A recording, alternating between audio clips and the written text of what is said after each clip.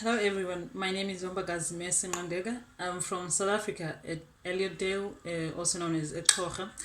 I'm a Campus France scholarship recipient. So in 2016, I received the scholarship from the University of Forte. Back then, I was doing my master's in agriculture under the Department of Soil Science. So it was introduced to me by FS Sagri, Catherine Costin, Lawrence Mioche, and Vosta Muchenja, and they helped me through the application process and I received the scholarship. So I applied for a master in France. It's a Master Act, Masters in Agriculture, Climate Change Transitions. So I was going to do my first year in Ireland because it gives you an opportunity to do your master's over 2 years in two different European countries. So for the first year, because France didn't pay for my year in Ireland, so NRF, National Research Foundation South Africa, paid for all my fees, for all my tuition, and gave me my monthly stipend. So I finished my first year under the CCAFS program in National University of Ireland. So I went back to South Africa to prepare for France. I was very nervous because of the language, but it was really incredible because Campus France South Africa was really preparing us, and for that they invited us over to Pretoria at the Embassy of France in South Africa, and we had this wonderful kind of a send-off party, maybe educational visit or something, and then we were being taken through the culture of France, like how do you greet people, the food, and all the practical stuff that you need as a foreigner abroad. And the most wonderful thing is that they hosted students who have been doing the master or other PhDs or anything, but students who have studied abroad under Campus France. So it kind of eased us as upcoming students or recipients, because we were like, okay, someone has done this before and we can do this. And we felt this backup from those alumni students, and they were telling us practical things to do. How do you get to prepare around your residence permit, your bank cards, and everything. It was very informative session.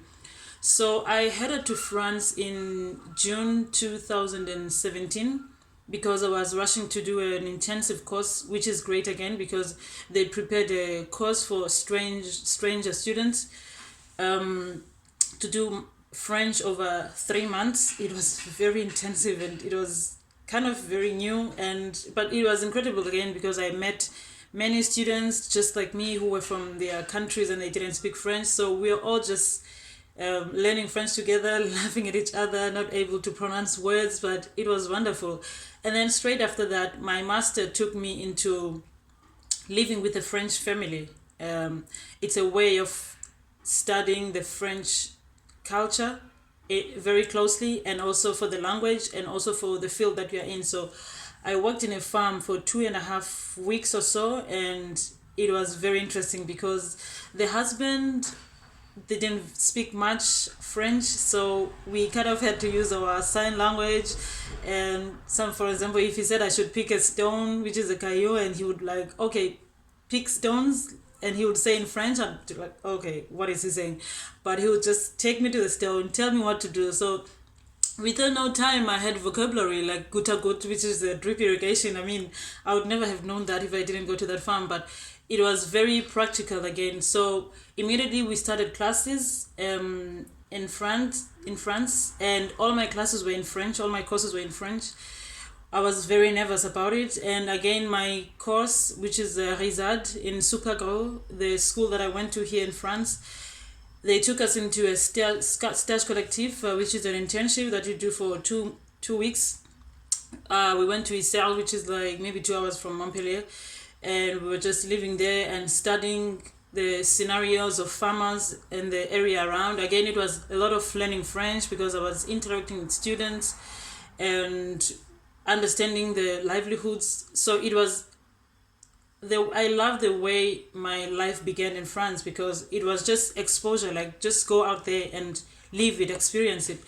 So we continued with our classes, and my courses were very interesting. And also we also went to a stage collective again in Morocco, and also in Morocco they speak French. So yeah, it was really a great exposure because we get to engage with farmers, because I didn't do before a master's by coursework, so I felt it was really engaging and it was really practical, and yeah, that was interesting. So we came back and we continued classes, and how I survived was I was using Google Translator and other translators, and also my classmates were very helpful. I was the only one in class who didn't understand French, and sometimes the teachers would ask, Messi, do you get it? And I was like, you're speaking a bit fast, but it's fine, I'll survive, I'll make it. And I would sit next to students who understand French, and they would translate to me what the teacher is saying or important concepts that I would later read and just research about and read and get articles. We're given articles, of course, but I had to translate most of the times, and sometimes the Google Translate didn't really work very much, so I would have to go back to my classmates and get help. And so in general, I can say that the master has, or the exposure in living in France has it has changed me. I'm a very different person from when I left South Africa. And the exposure is not just academic. You get to meet students from all over the world. I have made friends from everywhere, every continent. I have a friend that I can call in China. I can say, okay, I want to come to China. I want to come to India. That's the greatest thing. And you network. For example, sometimes we have a kind of companies coming to you to talk about what they do, the jobs and everything. So you get this life that is outside the box, that you are able to reach out to opportunities out there. And I can say, as a South African, I was scared in the beginning of traveling, but thanks to Campus France, because again, they organize your everything. I had my tickets bought when I got here. My accommodation was organized, and because I didn't have a bank card then, I didn't have money, but they give you cash so that you can get around. So it's really nothing to worry about. And when you need help, when you have questions, you can send emails. I was sending emails every now and then to Narine back in South Africa.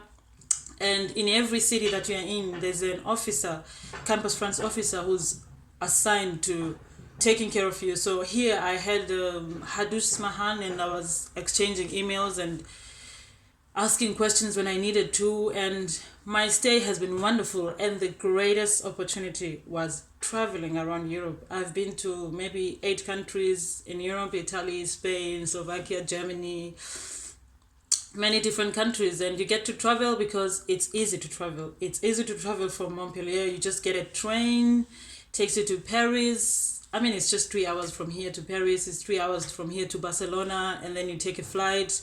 You go to Germany and all that. And in all the traveling, I've made friends. I mean, from your classmates, you're like, okay, guys, this weekend, what do you want to do? Oh, someone will say, oh, maybe let's go to Italy. And then like, okay, we are in, because it's cheap. You get an UI bus, you get many easy ways of traveling. It has been very efficient. And also traveling from within, because I stay in Montpellier, and if I go out, I come back at 12 midnight, 1 a.m. There is a tram that just puts me next to my house, and I just walk for a few minutes and I'm home. So it has been very efficient, and people from the south are really warm. Like, because again, coming from South Africa, I mean, there's a very big gap between the black and the white. We cannot resist that. There's still friction and racism, and it's still evident. But with my expectation in France, I thought, maybe they're going to be racist. But to my surprise, I had people, oh, tu es très jolie, you look beautiful, where do you come from? And then I would try to speak my little French, and they're like, oh, tu es très mignon, you're really cute, you're trying to speak French. So people were nice. You just have people talking to you, like old women are just walking in their sticks, and you're getting into the bus, and they're like, oh, tu es très jolie, tu es très mignon.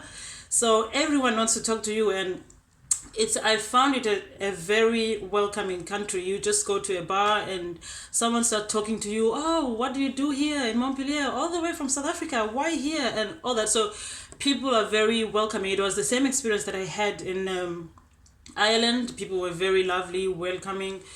So I really want to thank my sponsors, National Research Foundation, NRF, and Campus France.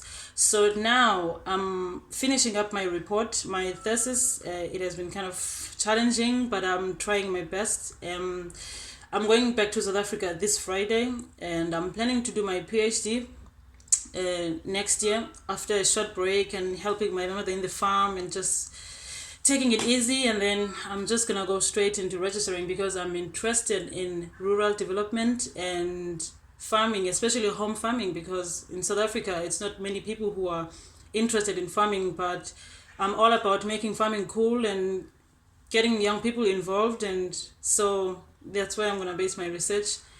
And yes, thank you so much.